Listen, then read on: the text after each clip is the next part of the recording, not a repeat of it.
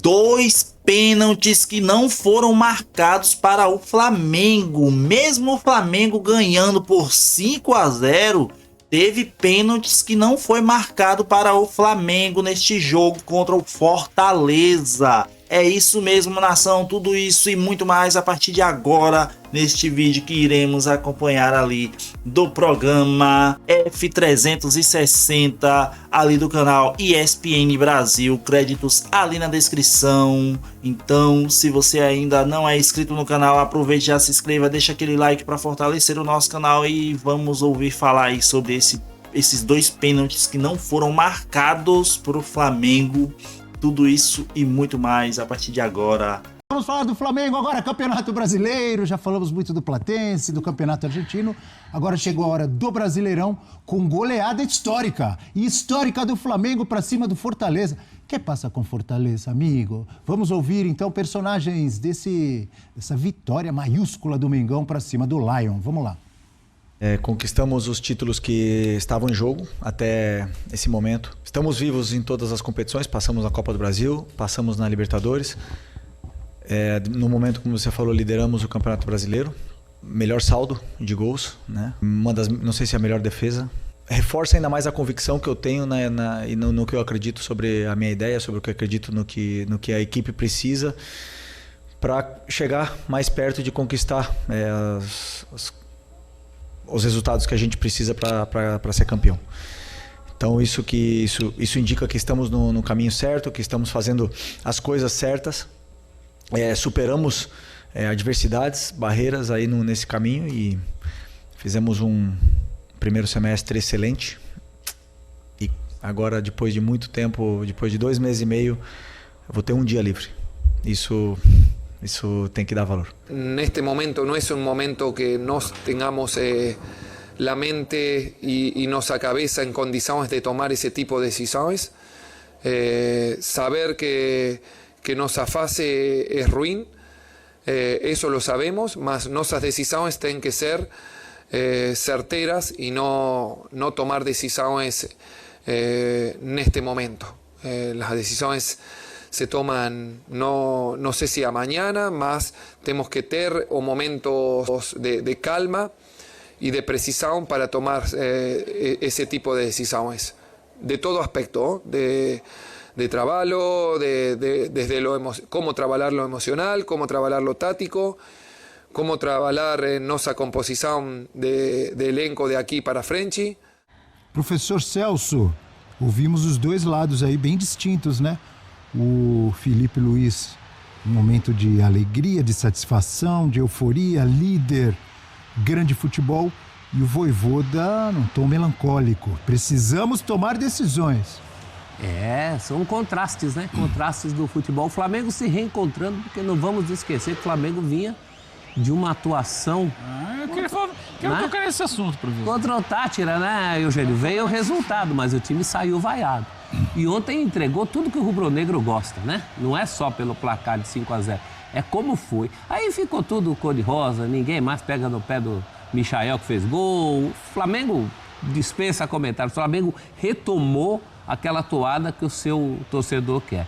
O Vojvoda já passou por momentos semelhantes a esse.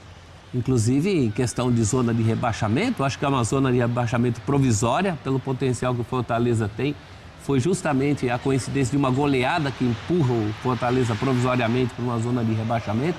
Acho que o problema não é esse. O problema é mais embaixo, é o nível de jogo do Fortaleza.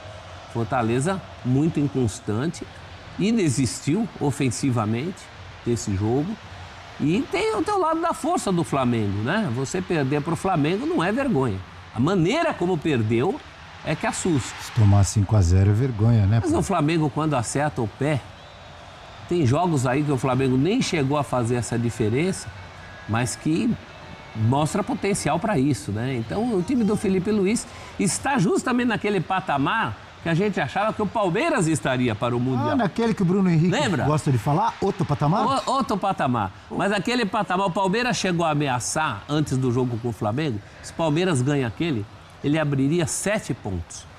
E isso não aconteceu. O que mostra que realmente é cedo para grandes previsões, né? Professor, você sabe qual é o saldo de gols do Flamengo? Qual é o saldo de gols? Só o saldo, por favor. É o saldo de 20. Em 11 rodadas, o Flamengo fez 24 gols. Repito, 11 rodadas. O Flamengo tem 24 gols, o melhor ataque do campeonato, e sofreu apenas 4. É a melhor defesa do campeonato. Isso que eu queria saber. Melhor ataque. Felipe Luiz perguntou isso na coletiva. Saldo de 20. Você sabe quem tem o segundo melhor saldo do campeonato? Quem tem o segundo melhor saldo do campeonato? O Cruzeiro. 9. Nossa, menos que a metade. Tá bom pra você? Coisa impressionante. Diga, Mari. Ele emendou... Ele fez, né, boas goleadas já na competição. Não, só quero pontuar sobre o Fortaleza. Assim, são 5 derrotas seguidas, marcando um único gol. Dentro dessas derrotas tem eliminação em Copa do Brasil nos pênaltis, um aproveitamento péssimo. E ele tomou 12 gols. Depois de 2 goleadas, jogos. né, Mari? Exatamente. Essas 5 derrotas seguidas vêm depois então são 5 de 2 goleadas eu a tava favor. pensando São 5 que era... derrotas seguidas. Estava pensando que você estava falando só de brasileiro, não é? Não, Juntando são brasileiro, tudo. Copa do Brasil e Libertadores. Libertadores, sim. Ou seja, ele perdeu em todas as competições que ele disputa, né, tirando a Copa do Nordeste, num saldo de menos 12, né? Nessa saldo de menos 11, porque ele fez um gol nessa sequência péssima do Fortaleza. Desde fevereiro, ele não conseguiu emendar mais de 2 vitórias à sequência. Ele ganhou 2 e emendou 5, 6 jogos sem vencer. Vinha de 2 goleadas Então, a favor, péssimo. Colo-Colo e Juventude. Eu acho que, quanto ao Fortaleza, a grande questão é a falta de atitude da equipe em campo. Não, é um time que... Entregue. É um time entregue. E não foi só no jogo de hoje, de ontem, né? Não só no jogo de ontem. Tem sido assim em vários jogos. A gente olha o Fortaleza, outro dia perdendo em casa para o Cruzeiro, né? O primeiro tempo que o Fortaleza olhou o Cruzeiro jogar. Olhou.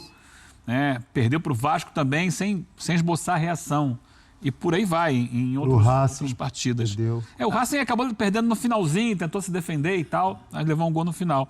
Mas assim, ontem, mais uma vez, chama a atenção a falta de competitividade. Tá marcando com o olho, né?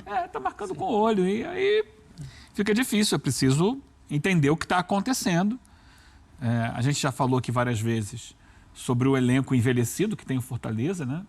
Quase todo mundo acima de 30 anos. Você soma isso a um calendário muito puxado, deslocamentos difíceis. Agora, por exemplo, o Fortaleza foi de Porto Alegre, de Buenos Aires direto para o Rio. Não voltou em casa, né? Saiu de um jogo de Libertadores para jogar com o Flamengo no Maracanã, não voltou em casa. Talvez esteja num clima assim de pré-férias, né? Ele sabe que vai parar o campeonato, aí dá uma relaxada e... Só que não pode, né? O Fortaleza é muito grande para isso. E a gente sabe que tem qualidade. É preciso dar um freio de arrumação lá, ver o que está acontecendo. Imagino que vai se mexer muito na janela de transferências, mas tá difícil. É o momento de entender por que um time que sempre foi muito competitivo deixou de ser. Essa é a grande questão. Você falou em pré-férias, já no lado do Flamengo é pré-mundial. Pré-mundial. Sobre o Flamengo, Abel, primeiro eu queria falar o seguinte. Sobre o primeiro gol, a Mari agora há pouco ela destacou, né, o passe do Léo Ortiz. Camisa 10 da zaga? Vamos lá. Ontem na transmissão, meu amigo Villani falou assim, o Zico disse que o Léo Ortiz é o camisa 10 da zaga. Eu não sei quando foi que o Zico falou isso. E falou com muito mérito e um lugar de fala maravilhoso. Claro. Que é o Zico. O Zico não tem explicação, figura sensacional. Aliás, um abraço pro Júnior. O filho do Zico foi meu vizinho lá no Rio de Janeiro e está sempre vendo a gente, grande Júnior. O Júnior é o do só do sapatinho? Não, esse outro, é o Bruno. Esse é o Bruno. É o Bruno, né? O Júnior é o que torce pro Guarani. Exatamente, torcedor do Guarani, de verdade. De verdade, torcedor do Guarani. E que organiza um samba maravilhoso lá no CFZ. E que é o organizador do... Não, mas esse é o Bruno. O Júnior organiza o jogo do Zico no final do ano, é o grande cara por trás do jogo do Zico. Você falava de Léo Ortiz. Sim, porque você, Abel, já que você lembrou, no dia que Léo Ortiz chegou ao Flamengo, quem foi que falou isso? O que é? Falou o quê? Que era o camisa 10 da zaga. Você falou? Você não lembra? Não, se você falou... Vou ter que chamar o VAR? Se você está dizendo, eu acredito. Você falou, pronto. Você acabou de falar aí, camisa 10 da zaga. Sim, mas eu não lembrava que você tinha sido pioneiro. Ah, pega lá. Mas eu acredito em você. Eu vou postar no nosso grupo. Acho que eu tenho isso salvo lá em casa em algum lugar. Não precisa, eu acredito em você, No Capitão dia que América. ele chegou, eu falei, chega pra ser o camisa 10 da zaga. E ele tá comprovando isso aí, né? O passe ontem pro primeiro gol é fantástico, né? De trivela, no meio da zaga. Por falar em camisa 10, pro Arrascaeta. da Gávea, agora há pouco eu fiz uma pergunta para o professor Celso Zelt sobre o saldo de gols. Agora eu vou fazer uma pergunta para você, a respeito do Flamengo também e do camisa 10. Você sabe quantas participações diretas em gol, contando gols e assistências, tem Georgian de Arrascaeta depois de 11 rodadas, em que ele, se eu não me engano, participou de 10 jogos? Quantas? Ah, deve ter 10 ou 11. 13. 13. 9 gols e 4 assistências em 11 rodadas. Que beleza, hein? Então, isso diz muito sobre esse Flamengo do primeiro semestre do Felipe Luiz. É um Flamengo desenhado para que o Arrascaeta seja decisivo.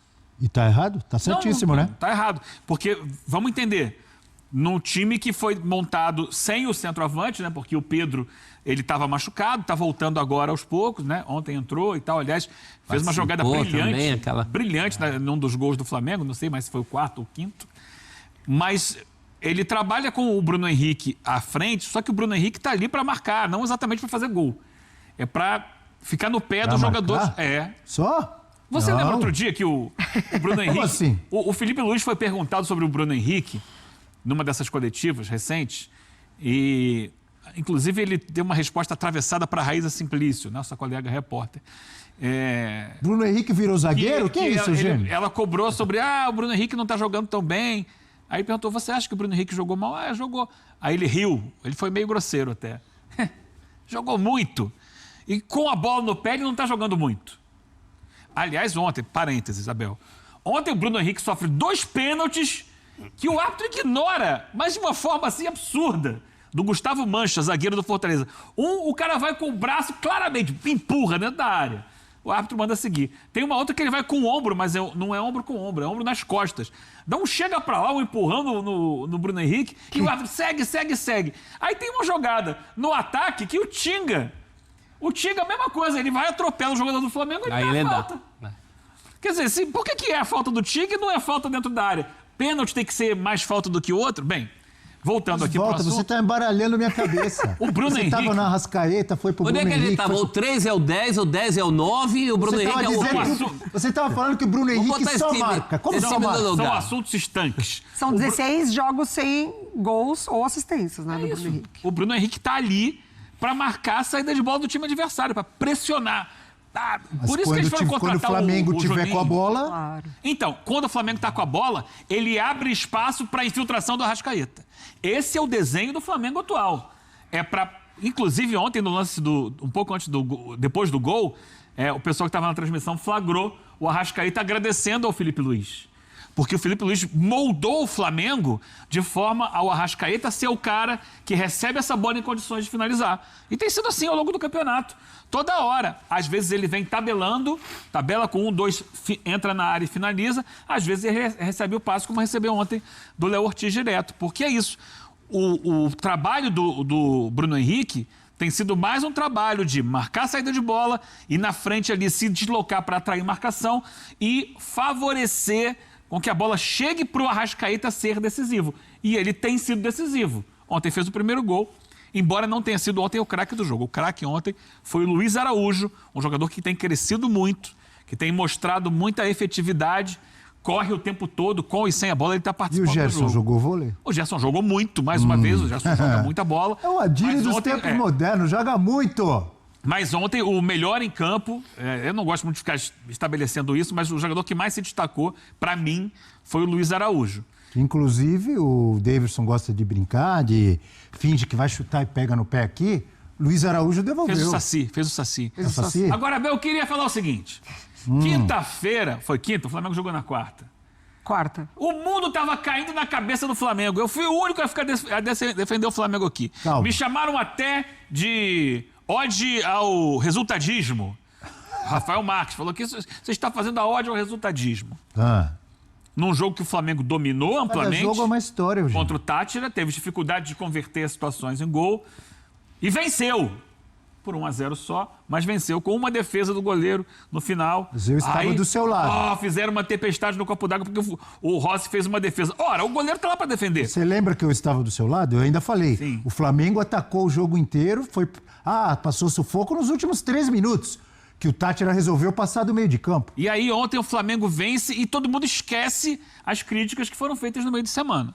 E aí vamos estabelecer o que eu falei aqui na quinta-feira, porque as pessoas esquecem e só querem criticar na hora que acham que não foi no mesmo nível e depois, ganhou, tá tudo uma maravilha. O Flamengo ontem conseguiu essa goleada sobre o Fortaleza, primeiro, em função do próprio Fortaleza, sem desmerecer as qualidades do Flamengo, que colocou em prática isso ontem. Mas por que foi tão diferente o domingo da quarta-feira? Primeiro, porque o adversário teve uma postura defensiva diferente. O Tátira fez linha de 5 com 4 na frente, bloqueou a entrada da área, jogou só para se defender o tempo inteiro. O Fortaleza foi um time ontem mais aberto, menos intenso na marcação. O Tátira colocou um busão na frente da área. Pode falar. 2, o principal para mim, a pressão. A tensão era outra, né? O Flamengo estava claramente ansioso contra o Tátira, pelo que representava o jogo. Óbvio, ele poderia ser Ontem eliminado. ninguém olhou no relógio, nem... Ele poderia ser eliminado. Ontem a coisa fluiu, porque o Flamengo, ok, se ganhar, maravilha, vai ser líder. Se não ganhar, tem todo um campeonato pela frente. Vamos jogar mais leve. O Flamengo entrou em campo mais leve, até porque também tinha vencido o Tátira. E ele descansou mais. Contra o Tátira, ele tinha vindo de um jogo muito pegado contra o Palmeiras. Contra o Tátira, para finalizar, já que estamos daqui a pouco, vai chegar a hora do almoço. Era aquele chefe no restaurante com pressão. O restaurante está lotado, tem que entregar os pratos, o cliente está reclamando. Então o cara está cozinhando ou está jogando bola, pressionado. O prato Então, chega mais chamado. Contra o Fortaleza, era você cozinhando domingo, ouvindo um samba na sua casa, tomando uma cervejinha, sem pressão de horário. Era isso, né? Isso. Então, só para pontuar, Abel. Você cozinha? Cozinho, claro. Sem fazer tempestade em um copo d'água, quando o time vence, mas sem o resultado que se imaginava, e sem exaltar excessivamente quando o time goleia contra um adversário que não opôs grandes dificuldades a ele. Eu acho que esse Flamengo do Felipe Luiz pode... diga. Não, só para concluir. Eu acho que esse Flamengo do Felipe Luiz pode exaltar. Bem, eu gosto muito desse primeiro semestre. E para completar, qual é o prato que você faz melhor? O cozinheiro, chefe... Eu não sou exatamente um chefe, né? Eu faço o basicão. Pipoca. A pipoca, pelo amor de Deus, né? Ovo. Hambúrguer. Basicão. Ovo mexido. Não, que hambúrguer, não. Fala aí um prato, então. Eu faço o basicão. Arroz, feijão, bife ou frango ou peixe, uma saladinha e uma batata, tá bom? Coisa linda, coisa linda. Um estrogonofe, tá bom pra fazer um estrogonofe? Opa, tá sofisticando. Um macarrão com carne moída, e vai. Opa, é chefe Eugênio, pô. Como técnico, você seria quem, assim? Eu seria Professor o Eugênio. Mano Menezes. Aprendeu comigo ele, aprendeu Vamos lá comigo. com a participação da galera. Temos uma mensagem, é isso?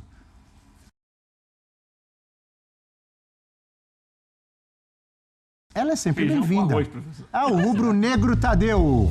Bom dia, Tadeu. Quarteto fantástico do F360. Porque o Flamengo do Brasileirão é o malvadão. E o Flamengo da Libertadores é o bobão? Não exagero, que bobão. maldade. Tá Não, classificado, ele tá amigo. fazendo uma pergunta. Hã? Ele fez uma pergunta. Eu tô respondendo, não. A pergunta dele é em tom crítico e tem a ver com o que eu disse. Por que o Flamengo do Brasileirão é o malvadão e o da Libertadores é o bobão? Ah, entendi. Interrogação, Então responda, como fazia vai, você- o Avalone, né? Interrogação. É isso, porque as pessoas às vezes jogam uma pressão muito grande, tem uma exigência muito alta e gostam de tripudiar quando o resultado não é o esperado. Porque o Flamengo é isso, o Flamengo dá o que falar e tal. Mas botar as coisas, sabe, no lugar certinho. É um primeiro semestre excelente. O Flamengo, como já foi dito várias vezes aí, ganhou tudo o que disputou. Os títulos que ele tinha para levantar, ele levantou. Verdade, atingiu. Está classificado, não em primeiro, mas está classificado para as oitavas da Libertadores e vai para o Mundial de Clubes como líder do Brasileiro. Isso significa que está tudo uma maravilha? Não. Tem que melhorar em vários aspectos. Mas, até aqui, o trabalho está entregue. É isso aí, nação. Como vocês viram, né? Também 2 pênaltis que não foi marcado para o Flamengo. E realmente como o Flamengo venceu, né, 5-0, isso foi algo que não tô vendo ninguém falando, praticamente ninguém falando. E ele aqui falou e realmente faz todo sentido. Teve 2 pênaltis que o Bruno Henrique sofreu, esses 2 pênaltis, mas não foi marcado pro Mengão, né? Fazer o quê? Aí vão falar que tá apelando demais, que não pode nem tocar no jogador, que é isso, que é aquilo, mas não é não. Tem que ser bem analisado esses pequenos detalhes, né? Mas o que importa é que o Mengão venceu com goleada e segue o líder. Tem sorteio daqui a pouquinho para ver aí o adversário do Flamengo, o próximo adversário aí do Flamengo pela Libertadores, as 8ª de final. E aí, quem que você quer que o Flamengo pegue ali para as 8ª de final da Libertadores? O que você achou do placar do Mengão? Comente ali abaixo, deixa a sua opinião ali e dê essa força aí para mim, para seguir com esse canal aqui do Mengão, porque também não é fácil, galera. Para quem chegar até o final do vídeo aqui vai entender do que eu tô falando. Eu já tive AVC 2 vezes, então para mim é complicado algumas coisas, por isso que às vezes eu falho um pouco